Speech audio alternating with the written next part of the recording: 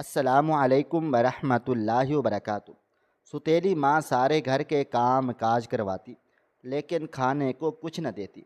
دھیرے دھیرے میں ہڈیوں کا ڈھانچہ بن گئی، لیکن نہ میری ستیلی ماں کو رحم آیا، نہ میرے باپ نے کبھی میرا خیال کیا۔ میں 14 سال کی ہوئی تو میری ماں نے 2 لاکھ روپے کے بدلے میں میری شادی ایک عمر رسیدہ بوڑھے سے کر دی۔ میں سسرال پہنچی تو وہاں میرے ستیلے بچوں نے میرا جینا مشکل کر دیا، اور پھر ایک رات میرے ہوش اڑ گئے جب میرے ستیلے بیٹے نے میری چیخوں سے سارا گھر گونج اٹھا تھا۔ مجھے اپنی آنکھوں پر یقین نہ آیا تھا۔ کچھ دیر پہلے میری وہ ماں جو مسکراتے ہوئے چھت پر گئی تھی، اب وہ میرے سامنے مردہ حالت میں پڑی تھی۔ میں چیخ چیخ کر رو رہی تھی، اور سب لوگ مجھے سمجھا رہے تھے کہ قدرت کو یہی منظور تھا، لیکن میرے دل کو سکون نہیں آ رہا تھا۔ میں اپنی ماں کو سفید کفن میں لپٹا ہوا نہیں دیکھ سکتی تھی۔ میں نے اپنی ماں کو پکڑ کر جھنجھوڑ دیا اور کہا، ماں میرا کیا ہوگا؟ تم مجھے چھوڑ کر کیوں چلی گئی؟ ابا کا حال بھی بہت برا تھا۔ اچانک موت انسان کو بے حال کر دیتی ہے، اور میں اور میرے ابا بھی اس اچانک موت پر نڈھال ہو چکے تھے۔ میں 13 سال کی ایک لڑکی تھی جس کی اس دنیا میں واحد ایک سہیلی اس کی ماں تھی، اور وہ ماں اچانک سے ہی مجھ سے جدا ہو گئی تھی۔ اماں کپڑے اتارنے کے لیے چھت پر گئی تھی، اور واپسی پر نہ جانے ان کا پاؤں کسی طرح سے پھسلا تھا، وہ سیدھی زمین پر آ گئی تھی۔ گھر میں میرے اور اماں کے علاوہ تائی اماں رہتی تھیں، اور وہ اپنے کمرے میں تھیں۔ اماں کے گرنے کی آواز پر وہ بھی بھاگ کر باہر آ گئیں، اور پھر اماں کو ہسپتال پہنچانے سے پہلے ہی اماں اس دنیا سے چلی گئی۔ ان کے سر پر گہری چوٹ آ گئی تھی، اور بہت زیادہ خون بہہ جانے کی وجہ سے وہ دم توڑ گئی تھی۔ سیڑھیوں سے گرنا تو بس ایک بہانہ تھا، اماں کا تو وقت آ گیا تھا، لیکن یہ بات مجھ سے برداشت ہی نہیں ہو رہی تھی۔ ابا اماں کا جنازہ لے کر چلے گئے، اور تائی اماں نے مجھے کبھی پیار سے تو کبھی سختی سے خاموش کروانے کی کوشش کی تھی، کیونکہ میری آوازیں سارے گھروں گونج رہی تھی۔ وہ کہہ رہی تھی، اتنی زور سے نہ رو کہ تمہاری ماں کو تکلیف ہوگی، لیکن میں اپنے جذبات کا کیا کرتی جو سنبھل ہی نہیں رہے تھے۔ اور پھر دھیرے دھیرے دن گزرنے لگے، میرا دل جیسے سہم سا گیا ہو۔ ہر وقت یہ ڈر ستاتا کہ کہیں اماں کی طرح ابا بھی مجھ سے جدا نہ ہو جائیں۔ تائی اماں کہنے کو تو ہمارے ساتھ ہمارے گھر میں رہتی تھی، لیکن ان کی اور اماں کی کبھی نہیں بنی تھی۔ وہ ہمیشہ لڑائی جھگڑے کرتی، اور اسی وجہ سے دونوں کے باورچی خانے بھی الگ الگ تھے، اور بات چیت بھی نہ ہونے کے برابر تھی۔ لیکن اماں کے چلے جانے کے بعد اچانک تائی اماں بہت اچھی ہو گئیں، اور وہ میرا خیال رکھ رہی تھی، گھر کے کام کاج دیکھ رہی تھی۔ ان کے گھر والے بھی چکر لگا رہے تھے، وہ بھی میرا خیال کر رہے تھے۔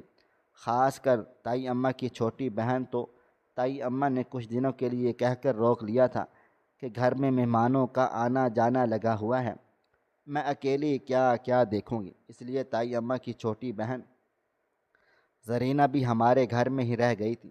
وہ میرا اور ابا کا بہت زیادہ خیال کر رہی تھی۔ ابا کو تو انہوں نے بہت حوصلہ دیا تھا۔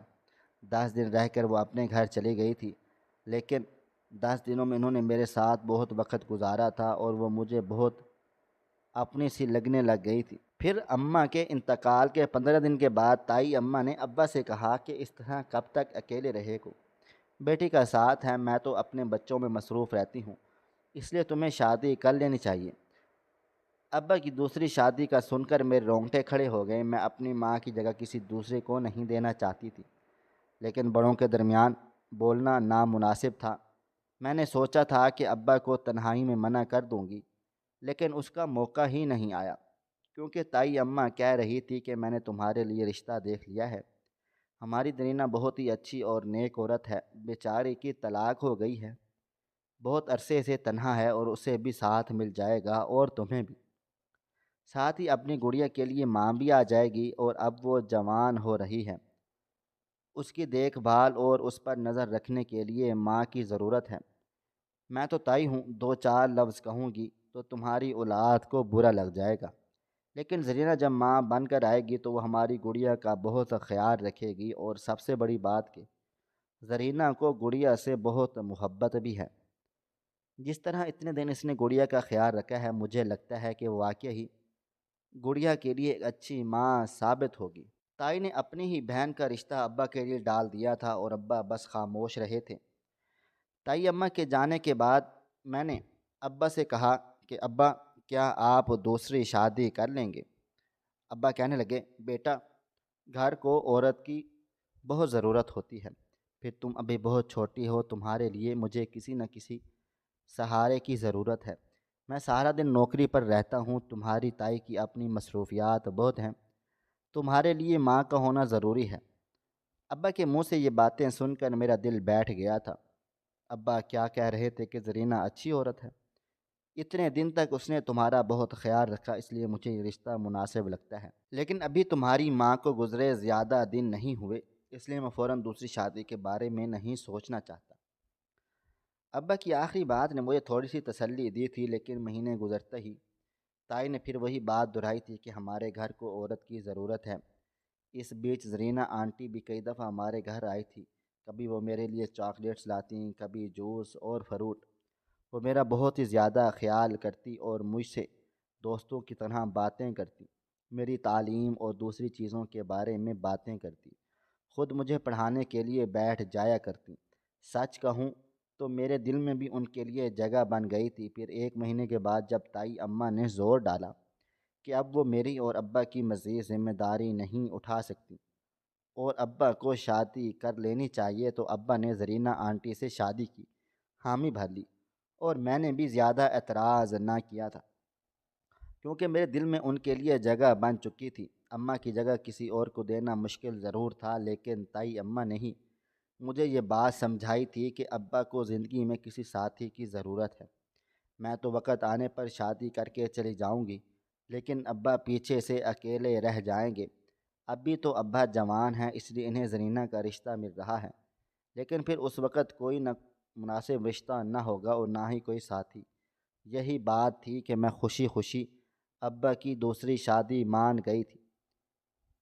میرے ذہن میں بھی یہی بات بیٹھ گئی تھی کہ میری شادی کے بعد ابا کا کیا ہوگا، اس لیے بہتر تھا کہ ابھی زرینہ آنٹی ان کی زندگی میں شامل ہو جاتی۔ لیکن مجھے ہرگز بھی اس بات کا اندازہ نہ تھا کہ ہاتھی کے دانت دکھانے کے اور ہوتے ہیں، کھانے کے کچھ اور ہوتے ہیں۔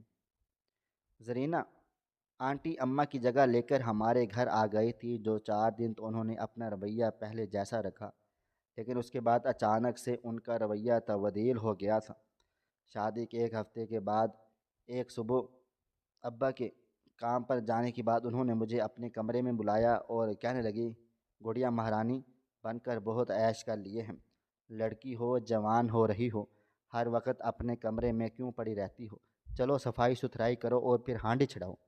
یہ سن کر میں ایک دم سے حیران ہو گئی کہ اماں ابا کی اکلوتی بیٹی تھی، اس لیے اماں نے کبھی مجھ سے کوئی کام نہ کروایا تھا، اور نہ ہی مجھے صفائی ستھرائی آتی تھی، اور نہ ہی ہانڈی چڑھانا، اور پھر مجھے سکول بھی تو جانا تھا۔ ابا تو صبح سویرے ہی چلے جاتے تھے، ابا کے چلے جانے کے بعد میں سکول جاتی تھی۔ سرینا آنٹی کہنے لگی کہ سکول کو بھول جاؤ، میں نے تمہارے ابا سے بات کر لی ہے، زمانہ بڑا خراب ہے، جوان لڑکی کو بلا ضرورت گھر سے باہر نکلنے کی اجازت ہم نہیں دے سکتے۔ اب سے تمہیں گھر میں ہی رہ کر گھر سنبھالنا ہوگا۔ ویسے بھی تمہارے کارناموں کی خبر تمہارے ابا کو ہو چکی ہے، وہ جان گئے ہیں کہ سکول کے نام پر کیا ہو رہا تھا۔ یہ سب سن کر میرے ہوش اڑ گئے تھے، میں بس حیرانگی سے انہیں دیکھ رہی تھی۔ پھر اچانک ہی وہ اتنی زور سے چیخیں کہ میرے 14 طبق روشن ہو گئے۔ کہنے لگی، بحری ہو، سنائی نہیں دیتا میں کیا کہہ رہی ہوں؟ جاؤ، جا کر صفائی کرو اور ہانڈی چولہا کرو۔ میں ان کے اس رویے پر تیزی سے کمرے سے باہر کو نکلی تھی اور میں نے جھاڑو اٹھا لی تھی۔ پھر میری آنکھوں سے متواتر آنسو بہے چلے جا رہے تھے۔ پھر میں نے جیسے تیسے گھر کی صفائی کی اور اسی میں دن کے 12 بج گئے، کیونکہ ہمارا پورشن کافی بڑا تھا۔ تائی اماں اپنے حصے میں بیٹھی ہوئی بڑے آرام سے مجھے دیکھ رہی تھی، چہرے پر گہری مسکراہٹ تھی، لیکن انہوں نے ایک لفظ بھی نہ کہا تھا، نہ یہ پوچھا تھا کہ میں صفائی کیوں کر رہی ہوں، اور نہ ہی یہ پوچھا تھا کہ میں سکول کیوں نہیں گئی۔ صفائی سے فارغ ہوئی تو میری ستیلی ماں زرینہ آنٹی خوب سج دھج کر کمرے سے باہر نکلیں۔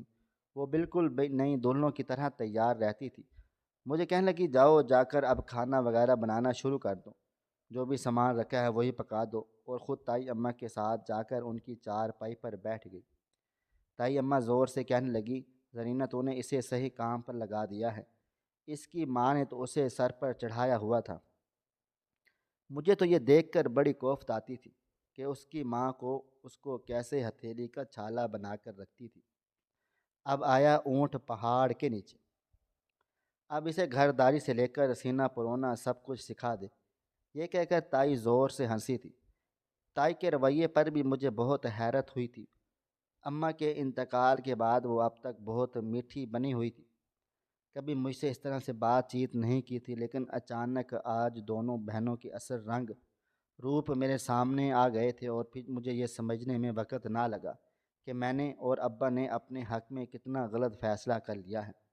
میں نے جیسے جیسے بھی کھانا بنانا شروع کر دیا تھا، اور شام جب ابا گھر لوٹے تو عجیب و غریب سا کھانا بنا دیکھا تو کہنے لگے یہ کیا زرینہ؟ زرینہ آنٹی نے آنکھوں میں آنسو بھرے اور کہنے لگی کہ میں نے گڑیا سے کہا کہ گھرداری میں میرا ساتھ دو، اور اس نے جان بوجھ کر یہ کھانا جلا دیا ہے۔ اسے اس بات پر غصہ تھا کہ میں کیوں اسے سکول ختم کروا دیا ہے۔ میں اب آپ کو کیا بتاؤں کہ سکول کے نام پر کیا چل رہا تھا۔ جو کچھ میں نے اپنی آنکھوں سے دیکھا وہ تو میں آپ کو بتا ہی چکی ہوں۔ اس کی اماں تو ذرا بھی اس پہ نظر نہ رکھتی تھی، وہ تو خدا کا شکر تھا کہ مجھے جلدی پتہ چل گیا کہ یہ گھر سے نکلتے ہی کس طرح کے گل کھلاتی ہے، ورنہ تو ہماری کتنی بدنامی ہو جاتی۔ یہ کہہ کر زرینہ آنٹی آنسو بہانے لگی، اور میں بس ہکا بکا سی ان کی بات سنتی چلی گئی۔ پھر میں نے انکار میں سر ہلا دیا اور کہا ابا میں نے کچھ نہیں کہا۔ ابا نے نفرت سے مجھے دیکھا اور کہنے لگے مجھے سب کچھ پتہ چل گیا ہے کہ تو اسکول جانے کے نام پر کیا کرتی رہی ہے۔ تیری ماں نے تیرے اکلوتے پن کی وجہ سے تیری ہر غلطی پر پردہ ڈالا، لیکن شکر ہے زرینہ نے صحیح وقت پر مجھے سب کچھ بتا دیا۔ آئندہ گھر سے باہر قدم رکھنے کی ضرورت نہیں ہے، اور زرینہ کو پریشان کرنے کی بجائے گھر کے کاموں میں اس کا ساتھ دے۔ ابا نے دو ٹوک لفظوں میں مجھے اپنا فیصلہ سنا دیا اور کھانا کھا کر کمرے میں چلے گئے۔ زرینہ آنٹی نے گہری نظروں سے میرا جائزہ لیا تھا، پھر کہنے لگے اب تمہیں پتہ ہونا چاہیے کہ تمہیں صبح اٹھ کر کیا کرنا ہے۔ پھر انہوں نے کاموں کی ایک لمبی فہرست مجھے سنا دی اور کہنے لگی کہ صبح اٹھتے ہی کام پر لگ جانا، اور مسکراتے ہوئے ابا کے پیچھے کمرے میں چلی گئی۔ کچھ دیر کے بعد ابا کے کمرے سے زرینہ آنٹی کی خوش گپیوں کی آوازیں آ رہی تھیں۔ ابا بھی ان کی کسی بات پر ہنس رہے تھے، اور میں اپنی جگہ ساکت کھڑی۔ زرینہ آنٹی نے میری پوری زندگی برباد کر ڈالی تھی۔ اگلے دن سے میں اپنے ہی گھر میں ملازمہ بن گئی۔ زرینہ آنٹی اور تائی اماں ایک ہو چکی تھیں۔ تائی اماں سوچی سمجھی سازش کے تحت اپنی بہن کو میری ماں کی جگہ لائی تھی۔ بہت عرصے سے جو جلن اور حسد انہیں مجھ سے اور میری ماں سے تھا وہ انہوں نے پوری طرح سے نکال دیا، اور یہ بات مجھے اب اچھی طرح سے سمجھ آ گئی تھی۔ ان دونوں نے ملی بھگت سے میرا سکول بھی ختم کروا دیا اور میری زندگی کو بھی جہنم بنا دیا۔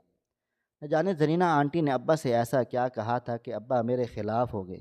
میں کوئی بات کرنا چاہتی تو ابا میری ایک بات نہ سنتے، بلکہ مجھے برا بھلا کہتے۔ ابا تو ایک بار بھی بد کردار بھی کہہ دیا تھا، اور یہ سن کر میرا دل بری طرح سے ٹوٹا تھا کہ ابا کو مجھ پر نہیں بلکہ زرینہ آنٹی پر بھروسہ تھا۔ ان کی ہر بات پر ابا نے آنکھیں بند کر کے یقین کیا تھا اور مجھے اپنی نظروں سے گرا دیا تھا۔ تائی اماں کی دونوں بیٹیاں مجھ سے پہلے ہی جلتی تھیں، اب تو میں ان کے لیے مفت کی نوکرانی بن گئی تھی۔ تائی اماں کی بیٹیوں کے کام کرنا، ان کے حصے کی صفائی ستھرائی کرنا، ان کے کپڑے دھونا، یہ سب کچھ میری ذمہ داری بن گیا تھا۔ زرینہ آنٹی اور تائی اماں مل کر سارا دن یہاں وہاں کی باتیں کرتی رہتی، شام ہوتے ہی بازار کے لیے نکل جاتی اور ابا کی محنت کی کمائی کو خوب اڑاتی۔ تایا ابا پردیس میں بیٹھے تھے، اس لیے یہاں کوئی تائی کو پوچھنے والا نہیں تھا۔ وہ جو دل چاہتا تھا وہی کرتی تھی، اور اپنی اسی خواہشات میں انہوں نے مجھے اور میری زندگی کو ختم کر دیا تھا۔ اماں اور تائی اماں کے بیچ میں اسی بات کو لے کر انبن ہوتی تھی کہ تائی اماں کو برا بھلا کہتی اور انہیں مفت کی ملازمہ بنانا چاہتی تھی۔ انہیں تایا ابو کی پردیس کی کمائی پر بڑا غرور تھا، لیکن اماں ان کے روب اور دبدبے میں نہیں آتی تھی بلکہ حق کی بات کرتی۔ اس لیے دونوں کی ایک نہ بنتی، اور اب اماں کے چلے جانے کے بعد میں تایا اماں کے ہاتھ لگ گئی تھی۔ زرینہ آنٹی کے ساتھ مل کر انہوں نے مجھ پر ایسا ظلم شروع کر دیا تھا جو ناقابل بیان تھا۔ کچھ ہی دنوں میں میرے دونوں نے میرا کھانا پینا بند کر دیا۔ مجھے بچا ہوا باسی کھانا کھانے کو ملتا اور کبھی کبھی تو میں اس سے بھی محروم رہ جاتی۔ ابا کو مجھ سے اتنا دور کر دیا تھا کہ میں چاہ کر بھی ابا سے بات نہ کر پاتی، اور ابا واپس لوٹتے تو زرینہ آنٹی مجھے کسی نہ کسی کام میں الجھا کر رکھتی، اور میں کسی طرح ابا کے پاس پہنچ بھی جاتی تو ابا کا دل مجھ سے اتنا بدظن ہو چکا تھا کہ وہ بات کرنے کی بجائے الٹا چار باتیں سنایا کرتے تھے۔ میں نے ابا کے آگے اپنی تکلیف بیان کرنا چھوڑ دی تھی، بلکہ میرا دل اتنا دکھ گیا تھا کہ میں ان کے سامنے بھی نہیں جاتی تھی۔ زرینہ آنٹی دن بدن پہلے سے زیادہ جوان ہو رہی تھی اور تیار رہنے لگی۔ وہ کسی بھی طرح ابا کا دھیان اپنی طرف سے بھٹکنے نہیں دیتی تھی۔ اماں کے انتقال کے 1 سال کے اندر اندر ہی میں سوکھ کر ہڈیوں کا ڈھانچہ بن گئی۔ کبھی کبھی تو میں سوچتی تھی کاش میں اماں کے ساتھ ہی مر جاتی تو اچھا ہوتا۔ پھر ایک روز مجھ پر آسمان گر پڑا جب میں نے تائی اماں اور زرینہ آنٹی کی باتیں سن لی۔ تائی اماں کہنے لگی، دیکھ زرینہ، تیری خاطر میں نے بہت بڑا رسک لیا ہے۔ تیری خواہش پوری کرنے کے لیے میں نے اگر اسے سیڑھیوں پر تیل نہ ڈالا ہوتا تو یہ گڑیا کی ماں کبھی سیڑھیوں سے گر کر نہ مرتی۔ تیری وجہ سے میں نے اسے موت کے منہ میں پہنچا دیا ہے تاکہ تیرا گھر بس جائے، ورنہ تو نے طلاق پر طلاق لینے کا منصوبہ بنایا ہوا تھا۔ تیری پہلی 2 طلاقیں ہو چکی ہیں، اب تیری گھرہستی کو سنبھال کر چلا۔ میرے ایک بیوقوف آدمی ذرا سی محبت اور توجہ سے وہ پوری طرح سے تیرے پیچھے دانہ دیوانہ ہو جائے گا، وہی کرے گا جو تو چاہے گی۔ اس لیے میں کہتی ہوں کہ اب اس گڑیا کو اس گھر سے باہر نکال دے، اس سے پہلے کہ کس طرح یہ اپنے ابا کا دل جیت لے یا انہیں تیری سچائی کا پتہ چل جائے۔ زرینہ آنٹی نے تائی اماں کے منہ پر ہاتھ رکھا اور کہنے لگی، باجی تم تو چیخ چیخ کر یہ بات کہنا بند کرو، ایسا نہ ہو کہ کوئی سن لے اور ہمارے لیے نئی مصیبت کھڑی ہو جائے۔ بس گڑیا کی ماں کا وقت آ گیا تھا، وہ اس دنیا سے چلی گئی، اور اب یہ گھر بھی میرا ہے اور گڑیا کا باپ بھی۔ رہی بات گڑیا کی، تو اس کے لیے کوئی رشتہ دیکھو۔ میں چاہتی ہوں کہ اب اس مصیبت کو اس گھر سے باہر کروں۔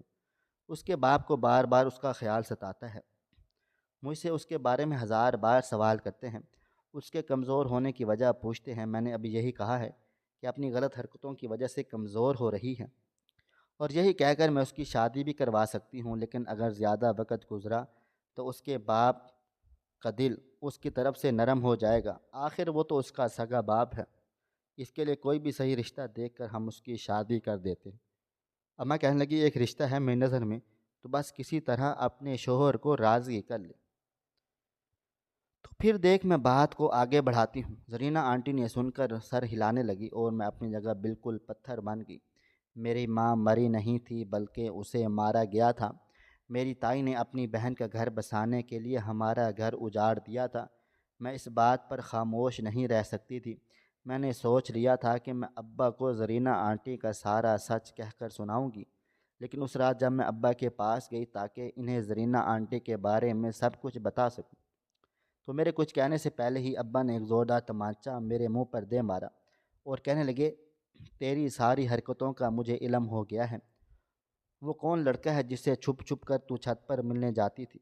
اسی وجہ سے تیری ماں بھی اس دن سیڑھیوں سے گر کر ہلاک ہو گئی تھی۔ مجھے تیری تائی نے سب سچ بتا دیا ہے۔ تو کسی لڑکے سے ملاقات کرنے چھت پر گئی تھی، تیری ماں نے دیکھ لیا، وہ تجھے روکنے تیرے پیچھے چھت پر پہنچی، تو نے اپنی ماں کو دھکا دے دیا۔ تجھے شرم نہ آئی اپنی ماں کے ساتھ ایسا کرتے ہوئے؟ یہ کہہ کر ابا نے مجھے ایک تھپڑ اور لگا دیا تھا اور میری جان نکل گئی تھی۔ میں نے ابا سے کہا، ایسا کچھ نہیں ہے، لیکن زرینہ آنٹی میرے کچھ کہنے سے پہلے اس نے اپنی طرف سے جھوٹ کو سچ بنا کر پیش کر چکی تھی، اور اب میری کوئی بھی تعویل کسی کام نہیں آنے والی تھی۔ ابا مجھے مارنے لگے تو زرینہ آنٹی نیکی کا لبادہ اوڑھ کر درمیان میں آ گئی۔ ابا کو روکتے ہوئے کہنے لگی، جوان بچی کو اس طرح سے نہ مارو، جذبات میں اس سے غلطی ہو گئی ہے، میں اس کو سمجھا دوں گی۔ زرینہ آنٹی کی بات سن کر ابا غصے میں یہ کہہ کر گھر سے نکل گئے تھے، زرینہ اس کی رخصتی تک کا انتظام کر دو، کوئی اچھا لڑکا ڈھونڈو اور اسے میری آنکھوں کے آگے سے رفع دفع کرو۔ اور زرینہ آنٹی نے فوراً ابا کی بات پر حامی بھری تھی۔ ابا کے جانے کے بعد وہ مسکرائی اور کہنے لگی میری اور باجی کی باتیں چھپ چھپ کر سنو گی تو کیا ہمیں علم نہیں ہوگا؟ میں جان گئی تھی کہ تم نے ہمارا سچ جان لیا ہے، اس لیے تمہارے کچھ بھی کہنے سے پہلے میں نے سارا کھیل صحیح کر دیا۔ اب تم 2 4 دن کے مہمان ہو، دیکھنا میں کیسے تمہیں اس گھر سے رخصت کرتی ہوں، اور اس کے بعد دوبارہ پلٹ کر یہاں نہ آنا۔ زرینہ آنٹی نے اس طرح بری طریقے سے ہنسی تھی کہ میں ان کو دیکھتی رہ گئی تھی۔ یہ وہ نہیں تھی جو اماں کے مرنے کے بعد ایک دوست کی طرح میرا خیال رکھتی تھی، یہ تو ایک ایسی ناگن تھی جس نے آستین میں رہ کر مجھے بری طرح سے ڈسا تھا۔ مجھے میری اماں کی بات یاد آئی تھی۔ 1 2 بار اماں نے کہا تھا تائی اماں کا خاندان اچھا نہیں ہے، وہ لوگ بہت برے ہیں، ان میں انسانیت نام کی چیز نہیں ہے۔ کاش کہ میں اماں کی وہ بات پہلے سے یاد رکھتی اور میں کسی بھی طرح زرینہ آنٹی کو اپنے گھر کا حصہ نہ بننے دیتی تو میری زندگی یوں برباد نہ ہوتی۔ 4 دن کے بعد زرینہ آنٹی نے میری نکاح کی خبر سنائی تھی اور مجھے یہ بات پتہ چل گئی کہ میرا نکاح کسی بڑی عمر کے مرد سے ہو رہا ہے اور انہوں نے بدلے میں 2 لاکھ روپے لیے ہیں، اور یہ رشتہ تائی اماں نے کہیں سے ڈھونڈ ڈھانڈ کر لائی تھی۔ ابا کو ان لوگوں نے کیسے راضی کیا تھا مجھے کچھ علم نہیں، میں نے تو بس رونا دھونا ڈال کر رکھا تھا، لیکن مجھ پر رحم کھانے والا کوئی بھی نہ تھا۔ اور یوں میں اسی رات ایک 60 سالہ آدمی کے ساتھ رخصت ہو کر اپنے گھر سے بے گھر ہو گئی تھی۔ میری آنکھوں سے آنسو بہہ رہے تھے، میں رو رو کر خدا کو پکار رہی تھی اور رحم کی التجا کر رہی تھی، کیونکہ مجھے نہیں معلوم تھا کہ آگے میری زندگی میں کیا ہوگا۔ لیکن جو بھی میں نے سوچا تھا اس سے کئی زیادہ برا میرے ساتھ ہوا۔ میرا شوہر مجھے لے کر اپنے گھر پہنچا تو اس کے جوان بچوں نے مجھے دیکھ کر ہنگامہ کھڑا کر دیا۔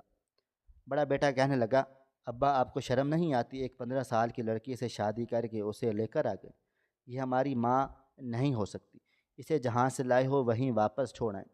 میرے شوہر کی جوان بیٹی آگے بڑھی اور مجھے برا بھلا کہنے لگی، نہ جانے وہ کیا کچھ کہہ رہی تھی اور میں ڈری سہمی بس آنسو بہائے جا رہی تھی۔ میرے 60 سالہ شوہر نے اپنے بچوں کو خاموش کروایا اور مجھے ملازمہ سے میرے کمرے میں بھجوا دیا، اور پھر نہ جانے ان سے کیا بات کی، گھر میں ایک دم سناٹا چھا گیا۔ پھر جب میرا شوہر کمرے میں آیا تو کہنے لگا میں نے تمہیں کمرے سے بلا ضرورت باہر نکلنے کی اجازت نہیں ہے، ابھی میرے بچے غصے میں ہیں، جب تک ان کا غصہ ٹھنڈا نہیں ہوتا تم اس کمرے کی 4 دیواری میں قید رہو گی۔ یہ سن کر میں آنسو بہانے لگ گئی تھی۔ کوئی دیر میرے پاس ٹھہر کر میرا شوہر یہ کہہ کر باہر چلا گیا کہ جب تک اس کے بچے اسے اجازت نہیں دیں گے وہ میرے پاس نہیں آئے گا۔ مجھے بھی سکون ہو گیا تھا۔ ایسے ہی دو سے کئی دن گزر گئے تھے۔ ایک کمرے میں اتنے دن قید رہنے کی وجہ سے میری طبیعت عجیب سی ہو گئی تھی، میرا دم گھٹنے لگا تھا۔ میں آہستہ آہستہ کمرے سے باہر نکلنے لگی، لیکن جیسے ہی میرے ستیلے بچے مجھے دیکھتے تو برا بھلا کہتے، میری ذات پر کیچڑ اٹھالتے اور مجھے ڈرانے دھمکانے لگتے۔ میرے لیے زندگی بہت مشکل ہو گئی تھی۔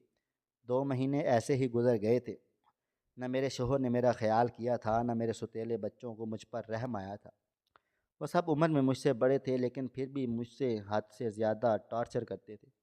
2 مہینے کے بعد ایک شام میرا شوہر کمرے میں آیا اور کہنے لگا کہ مجھے کاروبار کے سلسلے میں دوسرے شہر جانا ہے، میرے بچوں کے ساتھ اچھی طرح رہنا اور ہو سکے تو کمرے سے باہر نہ نکلنا۔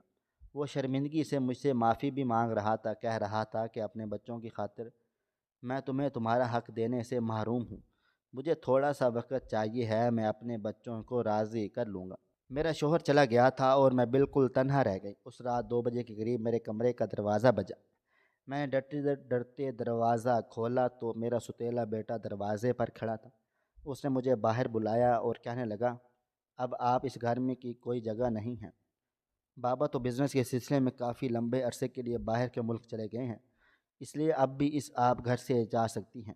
اور اس نے رات کے اندھیرے میں مجھے ہاتھ پکڑ کر گھر سے باہر کھڑا کر دیا۔